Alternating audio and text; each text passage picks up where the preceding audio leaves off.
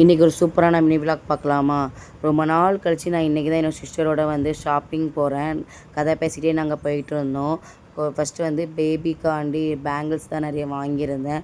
வாங்கிட்டு இன்னும் நிறைய திங்ஸ் வாங்கியிருந்தேன். அதை லாஸ்ட்டு கிளிப்பில் ஆட் பண்ணுறேன்.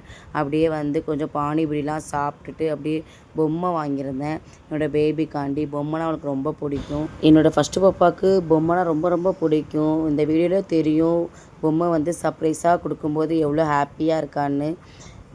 நம்ம சம்பாதிக்கிறதே நம்மளோட குழந்தைகளுக்காண்டி தான். நம்ம சம்பாதிக்கிறதுல ஒவ்வொன்றும் நம்ம குழந்தைகளுக்கு பார்த்து பார்த்து வாங்கி தரும்போது அவ்வளோ ஒரு ஹாப்பினஸ் நமக்கும் இருக்கும், நம்ம குழந்தைகளுக்கும் இருக்கும்.